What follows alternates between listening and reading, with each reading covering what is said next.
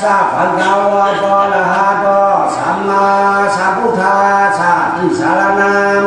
อะหังวันตามิสัพพะทาวะพระปิจโกวะยะตระปิจโกวะยะสังฆาโตจโกวะยะเสียสัมมาโกวะยะโกเมสองปะโกวะยะสุรสัตติโกเก่าวันยะตัวเหลงามยามันลุยหลีวันหลีทิงวิอาคาลีแลสิปีไปตันเยปีสิบเดือนไปตันเยเดือนสิบวันไปตันเยวันวันอะไรวันถอดวันหวานวันเนี่ยวันแก่วันนั้นเจ้าตาหน้าเขาตั้งหมดตั้งสิขายปานเอาเสียเจ้าอุปโจริกะอุจอริกะฐานะวัดหลววัดเป็นหลวงเสียงพระที่วัดกาสถานวันนั้นนาปลุกเป็นเขาเป็นเงาโฮมเขาถึงอาเจ้าโกศลกูป้าได้แถวมาโฮมตาโฮมแทงตะกาสถานตั้งวันตั้งนาหลายวันหลายหน้าหลายย้อนหลายตำบลเนาะอันใดมาแถวหลายก้อนหลายคนแล้วเต่าเบี้ยงเหาตำบลตำเสียมาแถววัดเป็นหลวงวัดเบี้ยงหลวงไหนวัดเป็นหลวงไหนเมื่อไหร่จะได้ถอนตะลาพระเป็นเจ้าเนาะตะลาพระน่ะเนาะมันจะตะลามุจเจ้าตาเสียงมุจเจ้าตาเสียงมีตะลาสามอันใครกำมือไกลได้เป็นตะลามุจเจ้าตาเสียงอันนั้นแรกก็ไม่เป็นตะลาพระเป็นเจ้าเลยตะลาอันไหนมันเป็นสังสอนสูงมากโอ้วัดตาโพเสายินใจที่นายหนุ่มเขาเชื่อเขาเป็นคนพุทธศาสนาพระเป็นเจ้าได้ยังเขาเป็นคนพุทธศาสนาพระเป็นเจ้าได้หมุนเขาขามกลางเขาถึกเนาะก็เพื่อว่าเขาอันเดิมๆเนี่ยมาเกิดญาศาสนาพระเป็นเจ้าเขาก็เลยเป็นหูกว่างจะเลี้ยงยาวก็เพื่อหักแปลวการตาหน้าผู้สู่ศีลผู้สู่ภาวนาผู้สู่จักรวาลมวลไม่แย่จะได้จงว่าแต่ไหนตายเกิดมาได้ทนญาศาสนาเป็นเจ้าได้เป็นยามทัดยามเนี่ยยามดียามจัดแต่เนาะตลาอันนั้นได้จะว่าเป็นต้นพุทธภาษาไว้อันไทยทองตามภาษาก็ยังไทยทองหัวไทยทองรูปก่อนก้อนปรมีนั่นดอกพวกปรมีอย่างนี้ก็ได้เป็นมาเกิดในศาสนาพระเป็นเจ้าสิตาก็ถึงว่าไทยทองไทยยึดอังไทยหลวงไทยกลางอังไทยวิยาหารช่างขาเนาะอันนั้นก็ช่างมีแทงรูปก่อนว่าเนาะตะเก่าเขาสักที่อย่างเถิงมาหน่อยเนาะอันนั้นได้ก็เพราะว่ามันเกิดออกมาในศาสนาพระเป็นเจ้าก็อามูศาสนาอามูลูอามูไวอามูใครกู้สู่ยาว่าจังนั้นเนาะก็เพราะว่าเขาไม่กำพองก็เกิดที่ทางภาษาอย่ามากาสูงมาสักให้ถ่อมตระใครนินตระนอกภาษาเสียตาก็สามารถไปเพลินสั่งการเฮ็ดยาหาหนึ่งเจ้าเองท้าหูซ้ำกล้องมองเห็นสมถะภาวนากรรมฐานหนึ่งความนี้บอกว่าการชนะนี่จะถูกบารมีเผยบารมีมันบารมีคัดช่างทางเฮ็ดไปนั่นมันกังเหลอมันกังเหลอบารมีส่วนในอันมุนดีมุนยาเนี่ยได้มากเกิดพวกศาสนาพระเป็นเจ้าได้แท้มันมีเหตุปืนตำบลตามเสียงเขาสังเกตเขาอยู่นั่งอยู่ในบ้านเอาเนาะอันเป็นอยู่นอกให้ต้อยเขาเดียวกับผู้ปืนถ้าได้เกิดอันนั้นถ้าได้กับจักอันนั้นถ้าได้เป็นภาษาอะไรก็ปืนว่าอันนั้นเลี้ยงเหรอมันก็ไว้การมีการได้สีตาก็มันป้นนะภาษาพระเป็นเจ้าเนี่ยป้นได้สีที่อย่างเขาภาษาเนี่ยกินแล้วร้องเนี่ยก็เป็นศีลสุรานั่นยาวภาษาเนี่ยเปียกกันร้องก็เป็นศีลมุสานั่นยาวภาษาเนี่ยโคตรผูกโคตรเบี้ยกันร้องก็เป็นศีลกามีสู้นั่นยาวภาษาเนี่ยเอาหังอำนาจของการร้องเป็นอตินานั่นยาวภาษาเนี่ยในเดียวตายกันร้องเป็นปนาที่ปากนั่นยาวภาษาช้างไก่เล่าเขาก็เหลือศีลสินาพระเป็นเจ้าศีนาพระเป็นเจ้าแปดที่ได้เหลือศีลเดียวยาวอันเหลือศีลเดียวเนาะเพื่อนกรรมอำน้ำเพื่อนกรรมได้เพื่อนกรรมเกศเนาะเพื่อนกรรมตั้งกรรมเตะกรรมมันกรรมแก่ปั้นดีนี้เพื่อนผ่าวันผ่านรุ่นวางเพื่อนจ่อได้มักนี่ดีเป็นการเรียนชั้นชาก็ถือว่าฉีเพื่อนมาได้ต่างขายเพื่อนกว้างขายต่างชื่อเพื่อนกว้างชื่อเนาะย่อเขาได้ซ้ำใจเจ้งนั้นกรรมนั้นซ้ำเอาเตะเนาะกรรมเตะกรรมนำไปซ้ำเอานำศาสนากรรมได้หาเช่นเอาเช่นkami pada tahu panati paman muncul bacaan pan bukan tahu, mereka sudah media pun, kamu siapa dia, perlu kamu kecil, ni nak kau bicara tu mula tak kau kawan, kau han bicara kau mula, buat dia tu, buat dia beriman sini berikan, kai berikan hidup sama, kau ni beriman sini sama hakim kau terima, dia kong yang dia kangต่างเขานั่งเขานั่งต่างเขาน้องเขาน้องต่างชอบคืนชอบเคยว่าหาวันสินหากินได้หนาสมบัตินั่นเนาะเสียนจ้าก็หลอกมิสลิมเขา เปิ้นจ้างเปิ้นกำกล้าเขามันถามด้วยเขาพวกเปิ้นจ้างเปิ้นกำเนี่ยนำได้เปิ้นก็กินว่ะชงแต่จริงๆว่ะความเขาว่าเลยนะเขาแน่จะนำได้เนาะนำเรามีต่างนี่แล้วเราได้ขวดน้องเอามาถอดเชิญเทวาหวานกินน้ำตาผ่านก็ใครออกแป้งกินแล้วก็หักก็ใครจ้องกันอยู่พวกก็เดี๋ยวเราหนูนะต้องซ้ำเตี้ยแล้วก่อนเจอเนี่ยพวกกินเราก็เนี่ยก็เดี๋ยวกินอะไรชุดจองเบี้ยก็เนี่ยเขาซ้ำกันกินละย่ำเจอย่ำไปเจอน้ำตาเขาเนาะในเราใครเนี่ยว่าต้านเอาใครเนี่ยในต้านเอาเฮียรู้จักเอาขันนั่นมันเนี่ยกันได้ตีเนี่ยมันมีกี่นาเนาะแต่เขาบอกว่าเป็นชาดีละในเป็นเนื้อกะลาเสียๆได้ก็หมอเนาะถ้าหมอก็เป็นกะลามันนะพวกหมอก็เป็นพ่อเองตั้งที่ของละลายไว้ก็หัวได้ให้ต่างมันคำเดียงที่ว่าต้องร้องเสียงขัดชีนี่แหละพวกหมอของกะลาเป็นมันคำเดียงน่ะพวกหมอของกะลาเป็นตั้งหุ่นหนังเลยน่ะเราทำได้เลยพวกเรานะอยู่ในนี้หาก้าวนี้เนาะทักตัวทักเจ้าเขาเนาะทักเจ้าเขาโดดสีหน้าปันมันทักตัวเขาโดดตาหน้าปันมันโดดตาหน้าเห็นตาหน้าชามจอมมันเนาะก็พอทักตัวทักเจ้าชามกว่าละอาจจะเป็นอันนั้นบอกหมอมองเนาะมันจังวิจารเขาขึ้นเนาะคำนั้นกับว่าเปลี่ยนคนได้ผู้ใดการภาษาการเฮ็ดการเช้าเขาเป็นยุคเขาเป็นก้อนเราเขาเป็นเผาเนี้ยเป็นเผาทางหุ่นจักเขาคุกเขาขอบคุณหนุนเงาเนาะเขาเป็นข้าเป็นก้นวันเดินเขาหุ่นจักเผื่อกูจี้ชู้กูเก็บกูก้าเขาเป็นจะกาจ้องเดินเขาหุ่นจักจี้ชู้กูข้าช่างข้าพอเจ้าเอากระลาฉอนปันเขาเนาะเขาเป็นก้นในพวกหุ่นจักกูข้าจี้ชู้กูก้าในพวกเมียในเสียสมาพัวจัดกระโดดกันสุดเลยอันเป็นไรเนาะอันเป็นสอนปันเขานั่นเป็นเขาหลีกไว้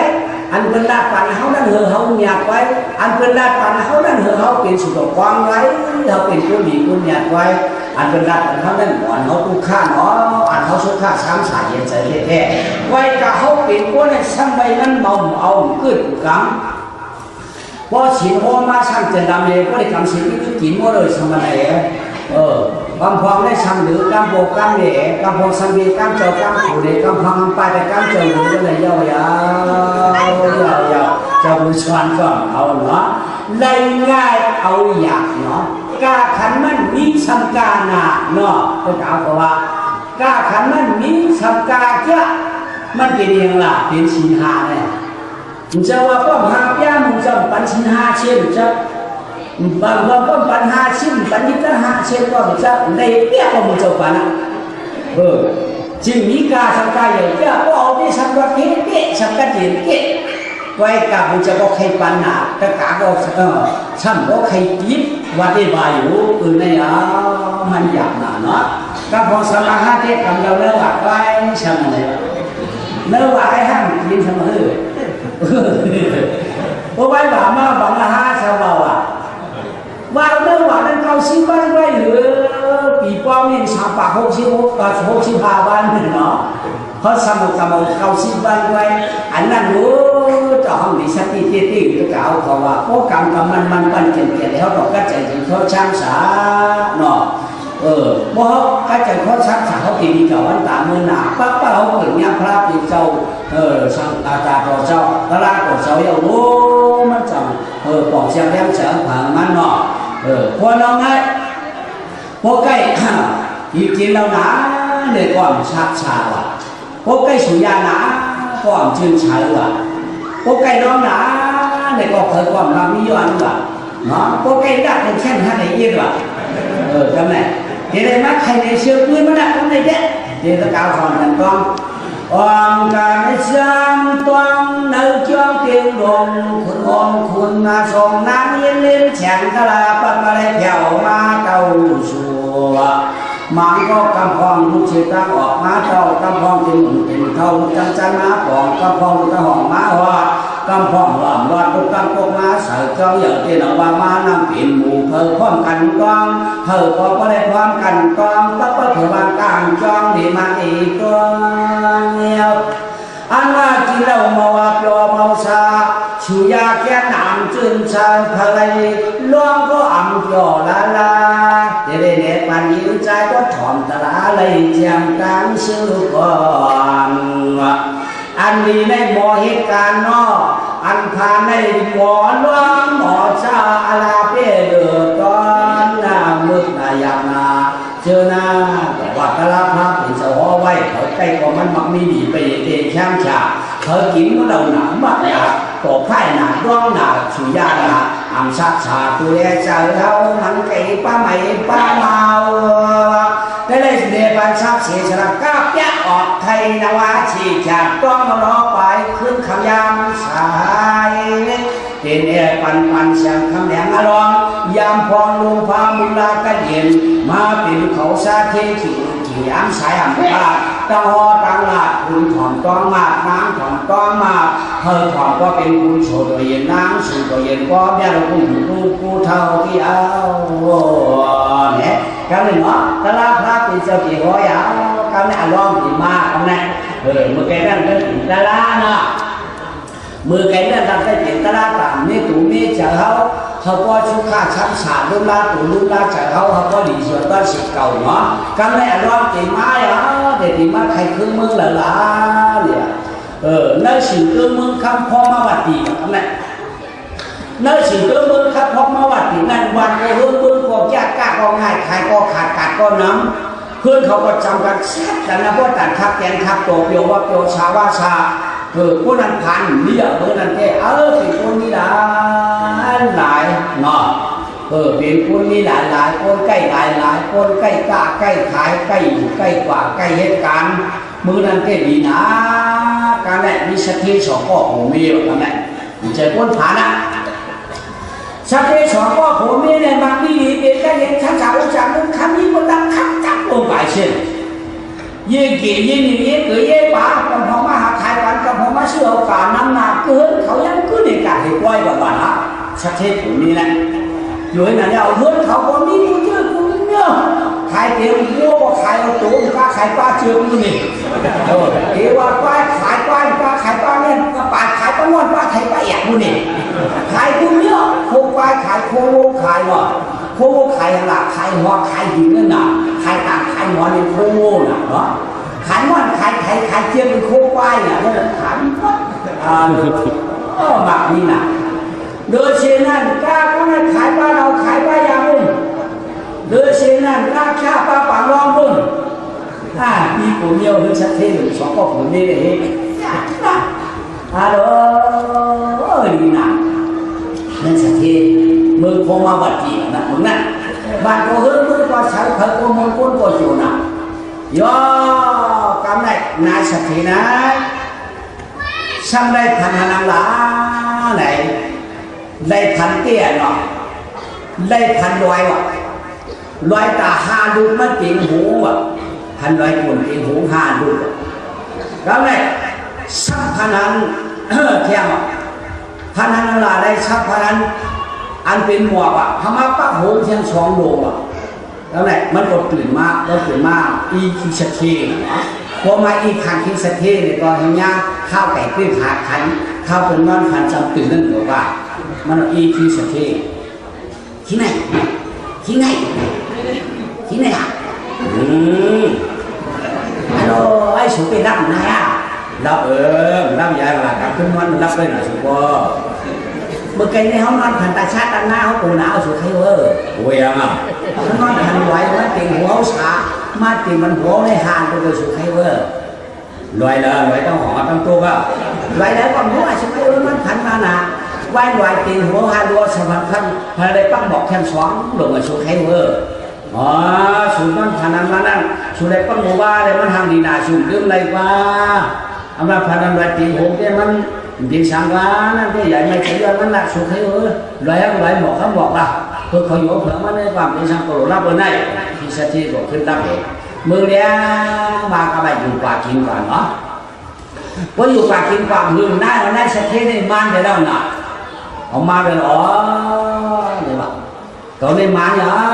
má nào chắc trong ba tuổi giờ cô cái này thế thì làm này lúc giờ lựa làm này cũng sẽ thế cả quá mà làm này khi sẽ thế à xuống rồi dạng đi alo họ này luôn nó chẳng đang khó biểu khí biết khổ mà chịu vào khí khổ sáng nó không có lửa bền nó mà là vô quay không có lửa bền nó hay nó nào lửa bền số khí sáng xa số khí của ước biển à anh của ước tiền của ước na số khéo mưa qua lắm mà xóm có kiểu muôn quên đoán chỉ hàng đoán chỉ hàng ông đây cả ban 80 nào có theo một na trong cầu lớn chim lớn ma đấy quên đoán chỉ hàng thì đoán chỉ hư á số khéo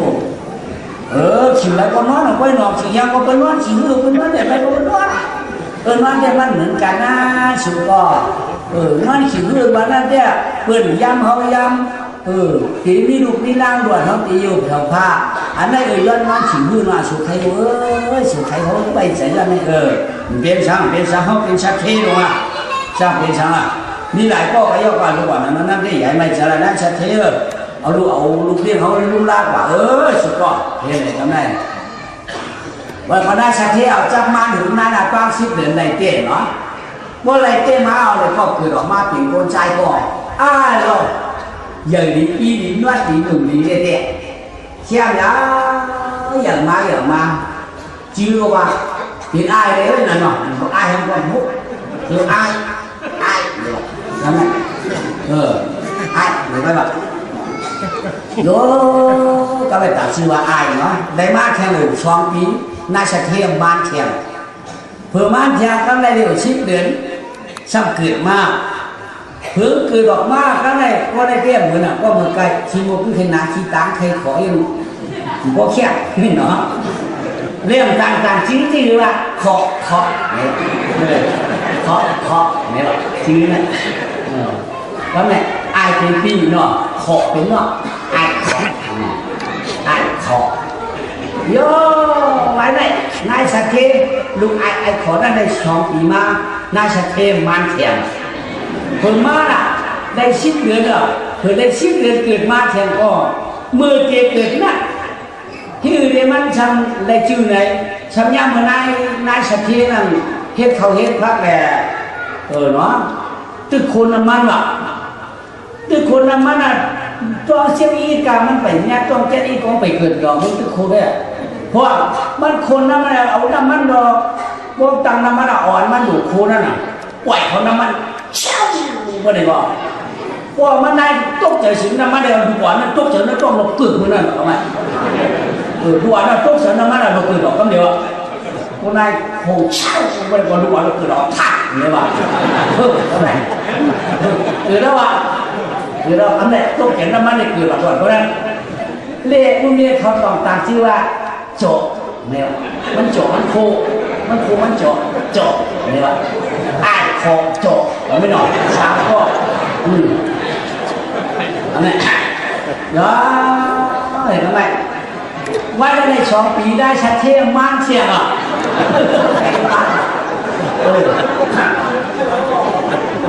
เพราะว่ามาเชียงเอา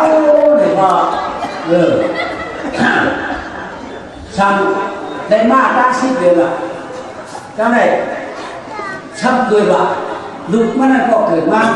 เจ็บไม่ช้ำเกิดใบหน้าช้ำต้องตั้งหัวสองด่วนก็ได้ไปเกิดแค่นี้เนี่ยว่าจางกลางชื่อหรือว่าเด็กทำอะไรมาไอ้ขอเด็กเนี่ยว่าเยอะร้อยนั่นได้แค่2 ปีทำมาอย่างอ่ะมาแค่ได้ตั้ง10 เดือนได้10 เดือนมาอะไรเขาได้พวกกากล้ามมือไก่มาพวกกากล้ามมือไก่มาเลยบอกมาเขียววันนั้นน่ะนายสติบอกเกิดอยู่วันนั้นน่ะเขากากล้ามาเขียวเลยเกิดอ่ะเรามาตามชื่อว่าไอ้เขียวหรือว่าเขียว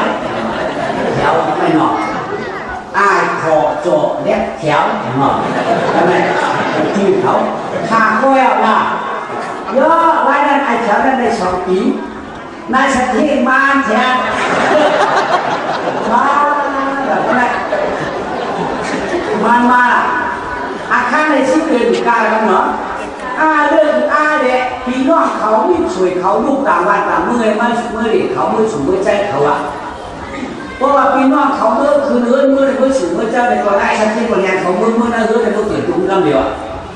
ในก่อนใจหรือในต่างก้อนชื่อว่าชูนี่ว่าพอตัวพี่น้องมาสูงมาใจก็เกิดชูนั่นแหละอย่าบ้าไอ้สูงนั่นได้สองปีนั่นสักทีมันเที่ยวมันเที่ยวได้ชิ้นเดินคือมันได้ชิ้นเดินมากมันได้ต้องเจ็บแย่งก่อนได้ว่ามันจะเปลี่ยนว่านายสักทียังเกี่ยวเตาเกี่ยวเตาหนึ่งที่ไปไหนการเราเอาเตานั้นเราชอบเนี่ยพวกเราเอาเตาเราชอบก็ได้ก่อนหัวเกิดจ้องน้ำเดียวจ่อห้องว่าเตาไอ้ขอจ่อเรียกแถวสูงเตาดุนิ้วเจ็บก็น่ะนั่นแหละชมมาลงได้ชัดเจนมีจีลูกใจถึงเจ็บหนอไอ้ก็ปวดอันตั้งเป็นโอ้โหคอเกิดแทงก็ต้นสองจอถึงทนสังกันมายัดแก่นไหลข้าสู่เต้าชมมามีเต้าลูกใจมีเจ็บหนอเดือไอ้ขอหมอฮักคำหนึ่งหมอฮักลุมหมอฮักลุมหูปัญญาจ้างลูกหังพันดังมือเกี่ยวเจ้าอันตั้งดูใจนั่นใหญ่มาหมอเย็ดกว่าไปจอมปอมเมตหนออาชักไปมาหาของ6 ปี7 6 8 ปีมาอูฮักหนาอะไรดูใจเฮ็ดสังบ้างเน้นว่าต้องป้องยำถามว่ามันเปลี่ยนจิตถามว่าเปลี่ยนใจกันนะว่ากินเราเองคือปันลงเองว่ากินเราเองคือปันลงเองเอาไอ้จ้างดูก็หนองอันนู้เขาเข้าอะไรหนอกเขาเข้าลูกกินเราก็จะเข้าเอามามันก็แห้งก็เลยดูมันในหายาละหรือมันเยอะหรือเดียวเราเช่นเดียวอูมันมากต่างๆไว้ดูคำมักเหนือทำไมป้อมในกินเราตื้นจังกินเขาป้อมในกินเราตื้นจังดับล้างป้อมในกินเราตื้นจังดับต่อเขาไก่เสริมมันทำไมเอาเราเที่ยงกันนะลูกชายมันอายเลยนะอายเนาะเพราะว่าในกินเราคนเท่าคนเก่งคนละคนเดือดปากโมน่ะว่ามันในกินเราวันไหนคนเท่าคนต้องพูดสั่งเขาถึงเนาะหรือจีบเลยเนาะมักเราเก๊ะทำไมพอเปย์อะไรมันใจมักเราละมันหัวหักน่ะไอ้เจ้าหักเอาจ้างดูน่ะลองเรามันเป็นคุณพันก่อนดีเอาอันตามมือนานมันบ้วนไรน่ะปันลูกกินเรามักไปเลยเนาะพวกในกินเราในช่องว่างดีว่ารู้แล้วการเนี่ยซ้ำถึงมาไอ้ขอทำไงขอได้ซ้ำใจหรือใช่ไหมเพื่อนเขาได้ซ้ำกล้ายาล่ะพวกมาสู่ลุงไอ้ขอเขาก็อยู่เห็นเพื่อนน่ะเพราะอะไรก็เพื่อนปันสู่ก็มิดกันอีกไงเมื่อจ้าไปหมอสู่เพื่อนปันพึ่งน่ะชามาหมอสู่ยาวหรอกก็เลยหมอกินแล้วหมอหรือเนาะยามากหรือไหนอ่ะมากหรือไหนอ่ะขอนะเพื่อซื้อตื้นขอว่าขอเป็นลูกชัดเท่แล้วขอย่างวันตัวก็ซาสอแก่โคก็หลับแก่อย่ามาหรอขอก็อย่ามาหรอเมื่อไรมันดึกละสุยามากหนาลองการอะไรลองให้ลองชมเส้นจ้าลองนั่งบนควักพอเป็นลูกชัดเท่มีว่าพี่เจ้านำหนาสู่การเกิดความอันขันอะไรเนี่ยการเนี่ยมีน่าจะเนาะเรามีน่าจะพยานั่งอายขอในมีให้หินยามามีโมระเนาะกินเนี่ยล้วนสังเกตเฮียงดึกมักยาละพอเพิ่งว่าเฮ็ดเน็ตไว้มีเฮียงห้างการดูดยามมันไม่จำเป็นมาเนาะถ้าการยืนใจที่นั่นเขาก็เราเคยว่ามีลูกมีหลานนะอะไรหมอสอนมีลูกเขาหมอสอนตามบ้านมีหลานหมอสอนตามชื่อตามใจเนาะเธอโกงกูก็เนาะว่าหมอคนรู้รักเธอก็มันบางไงนี่แหละพระเป็นเจ้าห้อยบ่าเราเลยอยากได้ขวัญกันเวสีกันนี่แหละพระเป็นเจ้าห้อยไอ้ขอนั้นมากยาโย ถึงว่าไอ้โจนั่นสมอเรียนพ่ายกันแหละโจไงพ่ายในของมันอยู่3 4โจเทปเป็ดโจรู้หรออันนี้มันว่าผมพ่ายมันแก่ไหนแล้วมันดูด้วยเนื้อตามแล้วดูสังขารหุ้มม้วนถ้าเราตีขึ้นเมื่อ3 แดงเมื่อต่ำกว่ามือก็มืองานกอกงานตังอะไรแต่มือเป็นจับรับหมามือสีเป็นก็สีการบอกว่าในบอกว่าป่าพวกนี้ย่างพวกหมองว่ามือกูใบกูม้วนมือชื่อคนเนาะเขาไปเขียวแขนคนพวกเขามาผักกันเอามากินซ้ำในผักกันไม่ทำอะไรแทนมอนะทำไมไอ้โจในหมอร้องไห้อันน่ะเนาะลองเตะคุณดังก็หมอชกว่าหมอหลักนี่ดังเนาะมีสายตังเลยย่อตังเลยไอ้เรียกถึงตรงไหนเรียกได้อะไรดักจังมองไปดักคนทหารเต่าที่นี่โอ้แล้วดักสุ่มมายักน้องดักแตกปีสักทีก็สมบูรณ์นะดักออกของคนมาใส่ของเขาดักเห็ดดักสักนักเตี้ยจางวานเนาะนักขบวนนักคุ้มของคนมาที่ไหนที่เลยนักแดดน่ะห้องว่าแดดเตี้ยเนาะแดดเตี้ยนักไอ้แดดเตี้ยมันหมุนนักเนาะหมุนนักเตี้ยแถวตรงไหนแถวนั่นไงกับแถวกำลังเอาปืนหัวเที่ยอะไรปืนหัวมันเจ็บปวดพวกกาเข้าให้เข้าสูนปืนหยิบถุงเอาปืนหยิบเขากาปืนหยิบตาพักเสื้อพักน้อยปืนหยิบพักปักถุงเอาเขาเขปืนทีมบุรีเสียเปี้ยก็มีไอ้เถียวกับเถียวก็รู้ว่าเข้าสู่เขาหน้าเขาเลยพวกกันอยู่พร้อมกันไอ้เถียวนะดูสักทีเดี๋ยวต้องดูว่าเขาหน้ากับเพื่อนพอเขากันหน้าเพื่อนหน่อยอยู่ที่หน้าเพื่อนเราพวกเดี๋ยวดีว่าอยู่เขาเป็นว่าเขาดีโลกาเนาะการหนูไม่เป็นว่ามันห้ากับการห้าว่าเพื่อนว่าเพื่อนมันเอียการหักฆ่าก็เพื่อนมันจุดเกียร์ไอ้เถียวได้กับเถียวเราเพื่อนจังเลยเจี๊ยบเพื่อนหักไอ้เอ็ดเนาะเพื่อนหักไอ้เอ็ดพอที่พูดมาแล้วนักกูนักเย็นเขาก็อยู่ให้กาปันให้กาเห็นไหมนะปันกับชอบเช่นไรดูปันเอาค่ายเอามือเอายามกว่าที่มีการบากการสอนกันเนาะวันมีการบากการสอนเลยจะเอามือเอาค่ายกว่าฟังแล้วก็ไปเฮ็ดฟังคนที่ตื่นนะการที่จะอีกับตำขอเป็นเนี่ยปวดมาย้อนกาก็ขอปันก็เดี๋ยวก็พิเศษเนาะย้อนแบบพอมีหากพอมีมากกว่าคนในจะเป็นมันหน้าเนาะก็ปืนอยากมากก็จังฉีดจ้อมหลังฉีดใจฉันย้อนว่ามีน่ะไอ้แถวก็ฆ่าแกเราเนี่ยแต่แถวอะไรก็ตื่นเชื่อดูนะทำไมย่อไอ้อันเป็นไอ้สูเด้อันนี้ได้อยู่กับชินะยังความบ้าโบราณการสั่งพวกมีปันกินจองกินพวกมีปันกินกินพวกมีปันกว่าจองกว่าพวกมีปันกว่าไอ้ที่อันนี้นั่นมีเห็นเดียวไอ้สูนั่นย่อไอ้เตาก็ให้เป็นนั่นกับเตานั่นให้มือเกี่ยวกับสอนเกี่ยวกับหินเกี่ยวกับหยาบอุลาปันเอานั่นมีลาปันเอานั่นครับก็หักเมะเนาะเพียงนั้นยาวกันได้ไอ้สุดท้ายเตาเนี่ยขับเป็นพี่น้องจำใจกันเต้ๆตัวข้าก็จำกันใจข้าก็จำกันคือเราขับเกิดตั้งกันเต้ๆไอ้ขอจอเนี่ยแถวเนี่ยเป็นจุ้มของเขาชูเต้าเนี่ยเป็นจุ้มหางขาอยู่มามาปอเท่าเมฆโอ้อันโดนอยู่แจกปันคันตาอุ้มสามเงินคำยา